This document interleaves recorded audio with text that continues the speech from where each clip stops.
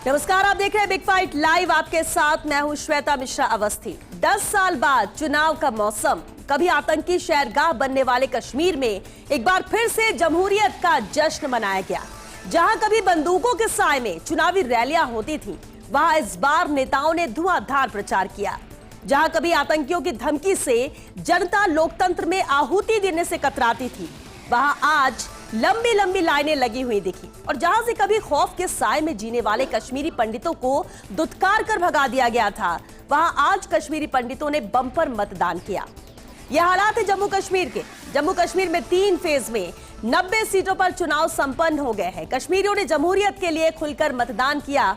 अब सभी सियासी दल विश्लेषण में लगे हुए हैं कि वोटर्स का मिजाज क्या रहा। हर कोई अपनी अपनी जीत का दावा भी कर रहा है। फिर भी सवाल यही है कि आखिर इतनी बम्पर वोटिंग होने के बाद किसको फायदा होगा और किसको नुकसान। जश्न जमहूरियत के बीच कश्मीर में किसकी हुकूमत आएगी और घाटी में आखिर किसका क्रेज है, आज बात इसी खास मुद्दे पर।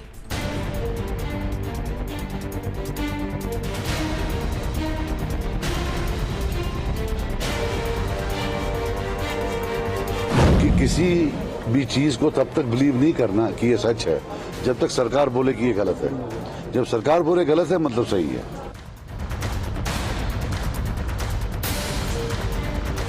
जब भी चुनाव के नतीजे जब 8 तारीख को आएंगे तो हम लोग वहां जीत का परचम लहराएंगे।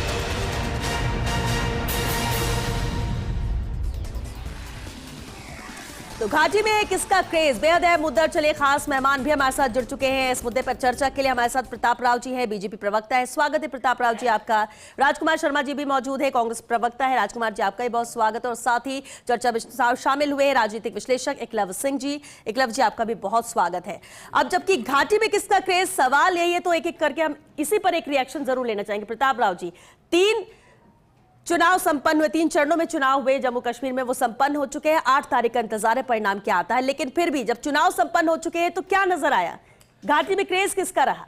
देखिए श्वेता, पहली बात तो यह है कि पिछली बार जो 2014 में चुनाव हुए थे उससे ज़्यादा मतदान हुआ है। और आज का जो मतदान हुआ है उसको तो लेकर तमाम ऐसी अटकलें लगाई जा रही थी कि इस बार जो ये तीसरे चरण में मतदान बहुत काफ़ी कम जाएगा। लेकिन हम सब जानते हैं कि 66% तो अभी तक रिकॉर्ड में आ चुका है। और मुझे लगता है कि और आंकड़े जब तक आएंगे तो वो और 68-69% तक चला जाएगा। यानी कि एक बात तो साफ है कि जो जिस तरह की अफवाह फैलाई गई थी कि धारा 370 हटने के बाद जो हालात बने उसके कारण जम्मू और कश्मीर की जनता जो है वो चुनावों का बहिष्कार करेगी, वो बिल्कुल नहीं हुआ। दूसरी बात, चुनावों को लेकर जो पहले इसी बहिष्कार को करने के लिए ज्यादा कोशिश की गई पीडीपी और नेशनल कॉन्फ्रेंस द्वारा, उनको अल्टीमेटली मजबूर होकर चुनाव में शामिल इसलिए होना पड़ा क्योंकि जब उनको लगा कि जनता चुनाव चाहती है, चुनाव में शामिल होगी। फारूक अब्दुल्ला, उमर अब्दुल्ला ने कहा कि हम चुनाव नहीं लड़ेंगे। उमर अब्दुल्ला खुद मैदान में उतर गए, मुख्यमंत्री बनने की दौड़ में शामिल हो गए। ये भी जनता का प्रेशर था। और हम जानते हैं कि कांग्रेस की तो स्थिति बिल्कुल एक ना इधर के, ना उधर के, ना घाट के, ना घर के, ऐसी स्थिति है क्योंकि धारा 370 हटाएंगे या रखेंगे इसको वो क्लियर नहीं कर पा रहे हैं। तो ऐसी सारी परिस्थितियों में जम्मू की जनता, कश्मीर की जनता जानती है कि जम्मू कश्मीर का भाग्य केवल एक ही पार्टी के साथ है जिसने धारा 370 हटा के पिछले 5 सालों में जम्मू और कश्मीर को और अपने उस स्वर्णिम युग की ओर लाने की कोशिश की है। निश्चित तौर पर जम्मू कश्मीर अभी काफी कुछ करना बाकी है, लेकिन दिशा और मार्ग बन चुका है जिसे आगे ले जाना है, जम्मू की जनता जानती है। और इसी कारण इतने भारी संख्या में आकर लोगों ने मतदान किया है। ठीक है, यानी आप कह रहे हैं कि किसका क्रेज है, तो बीजेपी का क्रेज मान रहे हैं। भले ही 10 साल बाद चुनाव हुए, भले ही बार बार कांग्रेस से मुद्दा उठाती रही है। राजकुमार जी, कांग्रेस हो, एनसी हो, पीडीपी हो, सबका ये कहता है कि 10 साल चुनाव नहीं कराए गए, तब कराना चाहिए था, जनता की नाराजगी। लेकिन जनता की नाराजगी से ज्यादा उत्साह नजर आया क्योंकि बंपर वोटिंग इतना % जम्मू कश्मीर में कभी आया नहीं।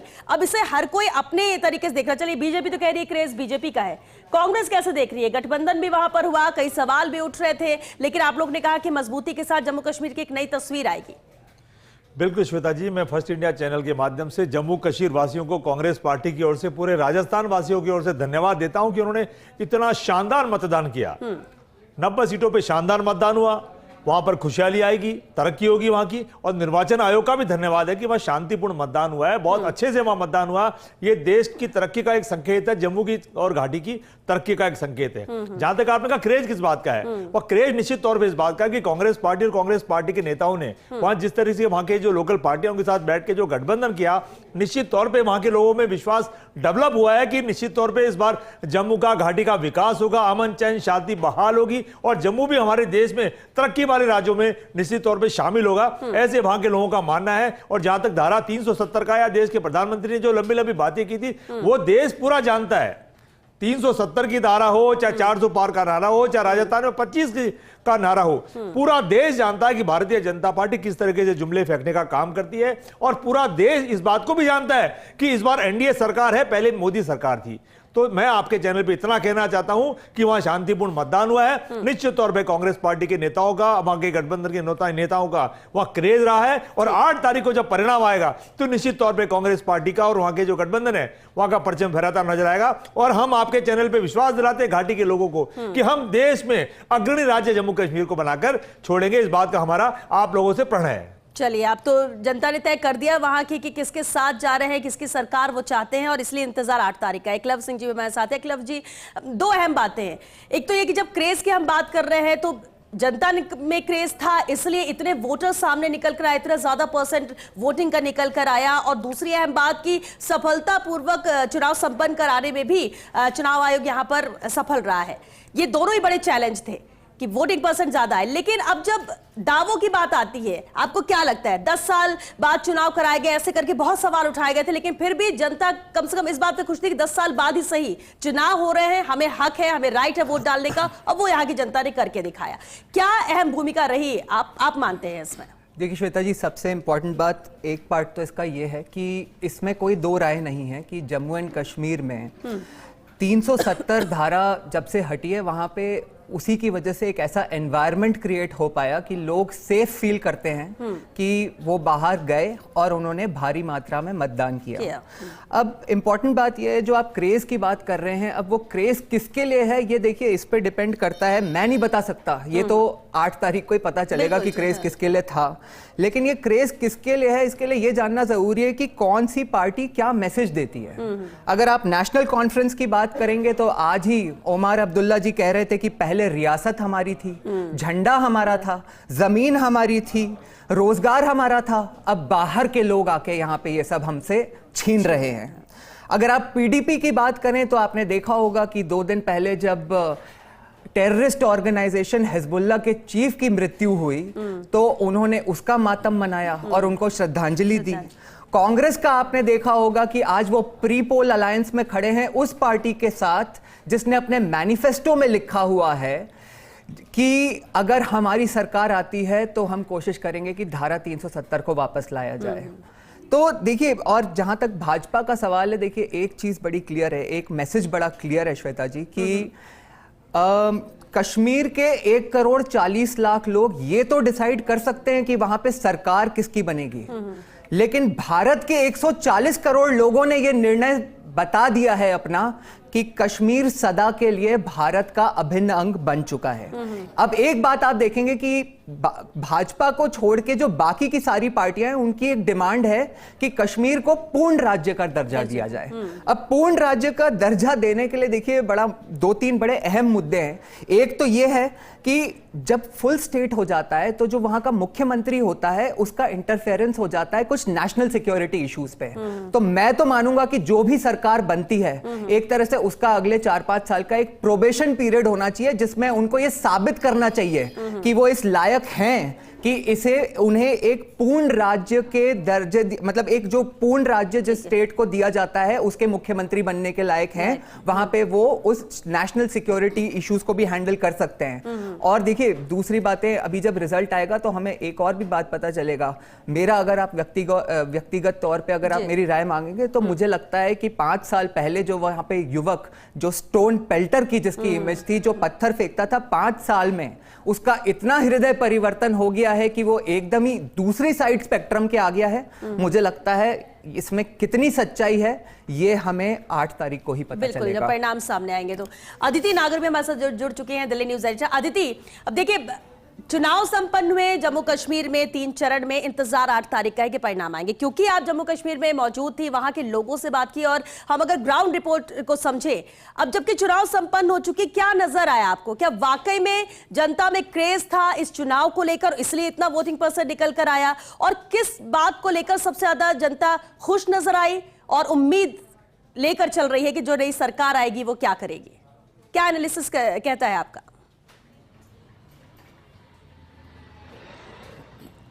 जम्मू कश्मीर बिल्कुल, देखिए मैं वहाँ पर थी, मैं जम्मू भी गई थी, कश्मीर में भी बहुत सारी जगह, अनंतनाग से लेकर पुलवामा से लेकर अलग अलग जगह गई थी। और बहुत महत्वपूर्ण सवाल है कि जो ये वोटिंग परसेंटेज है, जब भी किसी भी राज्य में चुनाव होता है, हम उसके वोटिंग परसेंटेज से बहुत सारी चीज़ें ड्रॉ करने की कोशिश करते हैं कि ये सरकार के खिलाफ है, ये सरकार के सपोर्ट में है, ये विपक्ष के साथ है, किन मुद्दों के लिए है, तो तमाम।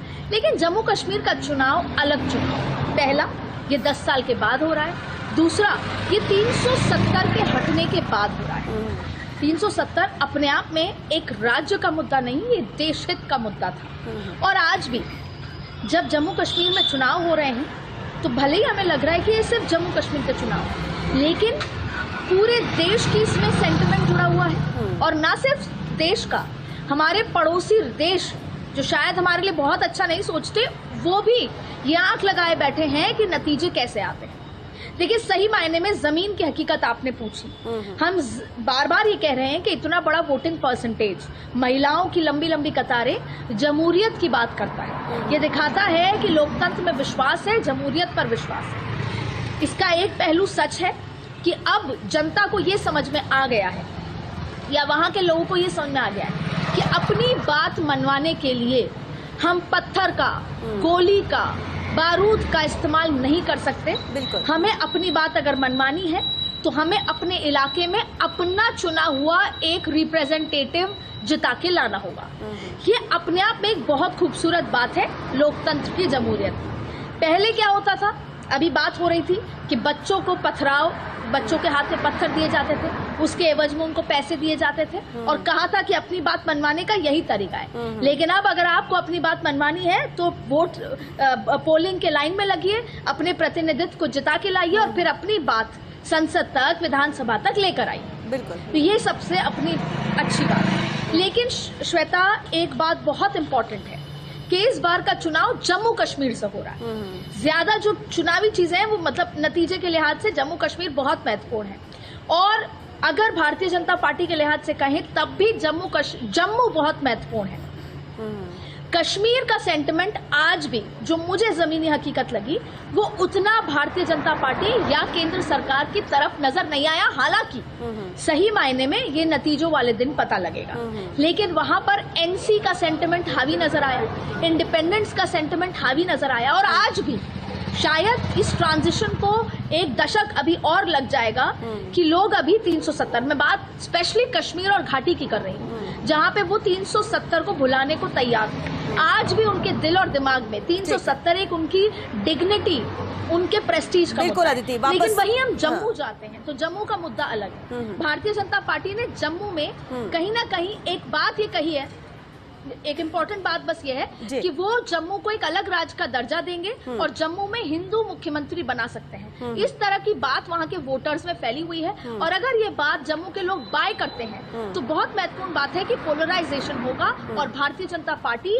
बिगेस्ट नंबर के साथ लार्जेस्ट पार्टी बनकर आ सकती है। लेकिन कश्मीर में एनसी लार्जेस्ट पार्टी बनती नजर आ रही है। ठीक है एकलव जी। हाँ देखिए श्वेता जी, एक चीज जो बड़ी डिफरेंट है पिछली बार के चुनाव से वहां पे, वो ये है कि पिछली बार जब भाजपा ने वहां पे पीडीपी के साथ मिलकर सरकार बनाई थी तो वो एक पोस्ट पोल अलायंस था और उसमें एक स्ट्रैटेजी थी, वो सरकार का हिस्सा बने। उन्होंने ऐसे सर्कमस्टेंसेस क्रिएट करे कि पीडीपी ने सरकार से विड्रॉ किया, वो सरकार गिरी, वहां पे गवर्नर्स रूल लगा, जिसने कि एक पाथवे, मतलब एक प्रेसिडेंट सेट किया जिससे कि वो वहां पे एक धारा 370 हटाने की एक स्ट्रैटेजी बना सके। परंतु आज के समय में यदि भाजपा अगर सिंगल लार्जेस्ट पार्टी बन भी जाती है तो बाकी तीनों की जो क्लैरिटी है 370 को लेके, अब भाजपा के लिए एक पोस्ट पोल अलायंस किसी दूसरी पार्टी के साथ करना वहां पे बड़ा, मैं समझता हूं कि नामुमकिन होगा। और नामुमकिन इसलिए भी होगा क्योंकि अगर किया तो इसका बड़ा गलत संदेश जाएगा जनता में। बिल्कुल। प्रताप राव जी। हाँ। एक जब जम्मू कश्मीर के चुनाव हुए थे, हम सब लोग जानते थे कि उस समय पूरे देश की चिंता एक ही थी कि क्या जम्मू कश्मीर के चुनाव बिना खून खराबे के हो पाएंगे। उस समय आतंकी घटनाएं बड़ी जबरदस्त हो रही थी और सूचनाएं ऐसी आ रही थी कि पाकिस्तानी इन्फिल्ट्रेशन बहुत हो चुका है और 50 से 100 पाकिस्तानी आतंकवादी जम्मू कश्मीर के अंदर घुस चुके हैं और हमने देखे थे कि उस समय घटनाएं भी काफी हो रही थी। तो सवाल ये उठता था कि क्या इस तरह की आतंकी घटनाएं होती रहेंगी और क्या इसका असर मतदान पे पड़ेगा। तो ये दोनों बातें, इसलिए चुनाव आयोग को भी बहुत धन्यवाद देना चाहिए, जम्मू की जनता को भी देना चाहिए, वहां के प्रशासन को भी देना चाहिए और विशेषकर बीजेपी के शासन को भी देना चाहिए। लेकिन कि उन्होंने एक बात जो अदिति ने भी कही, क्योंकि अदिति वहां पर लोगों से भी बातचीत कर रही थी और इस दौरान भी वोटिंग के भी 3 चरण संपन्न हुए, उस समय भी हमने रिएक्शंस देखे थे और जैसे कि उन्होंने भी कहा 370 को लेकर एक्सेप्टेंस जो है वो अभी भी लोगों के जहन में कहीं ना कहीं संशय है। क्या आपको लगता है कि ये भी वोटिंग के जरिए लोगों ने दर्शाया होगा? कई तो पसंद करते हैं, लेकिन एक ये भी चैलेंज बीजेपी के लिए रहा होगा। देखिए 370 बहुत ज्यादा दिमाग में हम सब लोगों के हावी है, लेकिन मैं एक दूसरा एक एस्पेक्ट और देना चाहता हूं कि क्यों इतना पोलिंग परसेंटेज बढ़ा। देखिए जम्मू कश्मीर जब से देश आजाद हुआ, जम्मू कश्मीर में चुनाव होने लगे, उसके बाद से ही वहां 2 परिवार थे और तीसरा परिवार कांग्रेस का था। ये 3 परिवार ही आपस में बदल के सत्ता में आते रहे और कुछ गिने चुने लोग, कोई 2-3% लोगों का पूरे शासन पे लगभग 70-75 साल तक अधिकार रहा, यानी कि पंचायत से लेके और ये वहां की जनता धीरे धीरे लोकतंत्र के रास्ते से अलग हुई। उनको लगा कि हम तो लोकतंत्र के रास्ते में आ ही नहीं सकते, हम इसका हिस्सेदारी बन ही नहीं सकते। लेकिन पहली बार ऐसा हुआ 370 हटने के बाद, जब आरक्षण भी मिला कुछ लोगों को, जब बाकी लोगों को चुनाव लड़ने की आजादी मिली और जिस तरह से अब हम देख रहे हैं कि बड़ी संख्या में निर्दलीय आए, दूसरी छोटी छोटी पार्टियां भी आई, तो उसे साफ तौर पे जाहिर है कि आम लोगों को लगने लगा है कि केवल ये परिवार ही नहीं और भी अब सत्ता में आ सकते हैं और इसी का असर है। और ये बात बीजेपी बार बार कहती है और बदलाव की बात करती है, नजर भी आता है। लेकिन राजकुमार जी, कांग्रेस या जो दूसरी पार्टी है वो इसको एक्सेप्ट ही नहीं कर रही कि वाकई में ईमानदारी से बताइए, पहले और अब में तस्वीर वहां की बदली हुई नजर नहीं आती। चलिए सत्ता में कौन आता है, जनता किसको चुनती है और जो नई सरकार बनेगी वो कैसे जम्मू कश्मीर को और बेहतर करने की कोशिश करेगी, वो 8 तारीख के बाद की बात है। लेकिन आज की तारीख में अगर हम जम्मू कश्मीर की तस्वीर की बात करते हैं, बदलाव तो मानते हैं आप, पहले क्या था अब क्या है। भले ये बात बार बार कही जाती है बाहरी लोग आ जाएंगे, बाहरी कौन आएगा, हिंदुस्तान के ही तो लोग हैं। जैसे दूसरे राज्यों में जाते हैं वैसे जम्मू कश्मीर में भी जाएंगे। श्वेता जी, हिंदुस्तान के लोग भारतीय जनता पार्टी का और नरेंद्र मोदी जी का नेचर समझ चुके हैं। अगर ये जो कहते हैं वो करते तो हिंदुस्तान में निश्चित तौर पे 400 पार सीटें इस बार आती। राम मंदिर का निर्माण हुआ था, भारतीय जनता पार्टी को पूरे देश के लोगों को याद है, बोलना नहीं चाहिए। 400 पार सीटें आती है अगर नरेंद्र मोदी जी कहने से। भारतीय जनता पार्टी की जो कथनी करनी है ना, अगर उस पर वोट डलते तो 400 पार आ रहे थे। भारतीय जनता पार्टी ने एक नैरेटिव सेट भी किया था कि कांग्रेस पार्टी के नेता चुनाव लड़ने से मना कर रहे हैं, और हुआ क्या 400 पार वो आए नहीं। और सिर्फ इसलिए कि 400 पार नहीं है, क्योंकि कई बार होता है आपके कैंडिडेट आपके पसंदीदा कोई और होते, जरूरी नहीं वो पार्टी से ही हो। सिर्फ नरेंद्र मोदी को क्या श्वेता जी 400 पार आए नहीं, और राजस्थान में 11 सीटें राजस्थान की जनता ने कांग्रेस पार्टी को दी है। इनसे पूछे इनके क्या हाल है कि राजस्थान की जनता के हिंदुस्तान की जनता में क्या सेट होता है, और वो चीज सेट है। श्वेता जी इनसे पूछे इनके क्या हाल है, इनकी पार्टी के, इनको क्यों नहीं समर्थन मिला। एक और सवाल है, क्योंकि गठबंधन आपने किया जम्मू कश्मीर में और एक रिएक्शन जो वहां से प्रतिक्रिया आ रही है वो ये भी आ रही है कि एनसीए समझ रही है कि कांग्रेस के साथ मिलकर चलेंगे तो हमें नुकसान होगा, और दोनों की जो बातें वो मीडिया के थ्रू सामने आ रही हैं। और जिस तरह से विदेश में भी राहुल गांधी ने बोला, तो ऐसा लगता है कि इसका नेगेटिव इंपैक्ट पड़ेगा। तो जो गठबंधन होता है 2 पार्टियों में, वो जम्मू कश्मीर में नजर क्यों नहीं आया उतनी मजबूती के साथ, सामने क्यों नहीं आया, सिर्फ ऐसे ही बयानों में ही गठबंधन? नहीं श्वेता जी, ऐसा नहीं है। 8 तारीख को आप देखिएगा जैसे परिणाम आएंगे, निश्चित तौर पे सब लोग मिलकर के कांग्रेस पार्टी के साथ मिलकर सरकार बनेगी और भारतीय जनता पार्टी जो उम्मीद आगे 370 के बाद देख रही है वो टूटते हुए नजर आएंगे। नहीं, इसका ये जो तर्क दिया है राजकुमार जी ने, इसका अर्थ ये हुआ कि 1984 से लेके आज तक लोगों ने कांग्रेस पे भरोसा नहीं किया है, क्योंकि तब से लेके आज तक इनकी कभी भी फुल मेजॉरिटी नहीं आई। और जहां तक जम्मू एंड कश्मीर या धारा 370 का सवाल है, वहां पे जहां तक है उन्होंने जो कहा था वही किया है।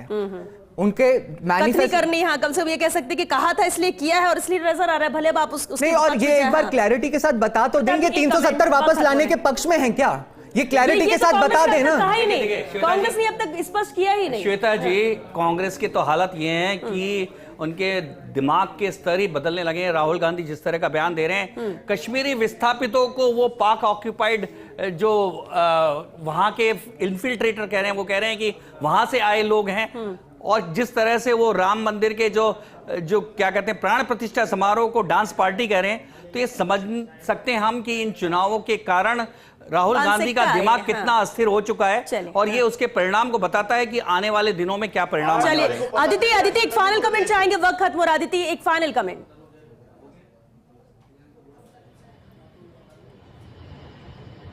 बिल्कुल, देखिए, चाहे हरियाणा का चुनाव हो चाहे जम्मू कश्मीर का चुनाव, दोनों में ही इंडिपेंडेंस की भूमिका बहुत ज्यादा हो जाती है। हम अभी भी जो डिबेट में बात कर रहे हैं, या फिर पॉलिटिकल पार्टीज जो एक दूसरे को आरोप प्रत्यारोप लगा रही हैं, पुरानी बातें कर रही हैं, श्वेता, ये समझना बहुत जरूरी है कि ये केवल जम्मू कश्मीर का चुनाव नहीं है, ये देश की सुरक्षा का चुनाव है। जहां एक तरफ हम परिवार को जाहिर तौर पे ला रहे हैं, परिवार आए, कुछ नहीं कर पाए, अब भारतीय जनता पार्टी पिछले 10 सालों से है, केंद्र सरकार 2019, तमाम तरीके की बातें हैं। लेकिन सवाल यह है कि कहीं ऐसा ना हो कि हम आपसी राजनीति के चलते कहीं ना कहीं पाकिस्तान को, चाइना को, जो नजर गड़ाए बैठे हैं, और कहीं ना कहीं जो इंडिपेंडेंस आएंगे सरकार की भूमिका, सरकार बनने की भूमिका में, उस कहीं लिहाज से हम ऐसा ना कर सके कि एक बार फिर टेररिज्म, मिलिटेंसी, इन्फिल्ट्रेशन को बढ़ावा दे। इसलिए 140 करोड़ लोगों की, पत्रकारों की, और खास बिल्कुल ठीक आदिति, बिल्कुल ठीक आदिति। एकलव्य जी, हाँ, छोटा सा श्वेता जी, बस 20 सेकंड्स लूंगा आपके। जो फंडामेंटल डिफरेंस है इस चुनाव में, वो ये है कि बाकी जितनी भी पार्टियां हैं जो ये कह रहे हैं कि बाहर के लोग, उनका रोजगार, हमारी जमीन, ये हो रहा है, वो हो रहा है, फंडामेंटल डिफरेंस ये है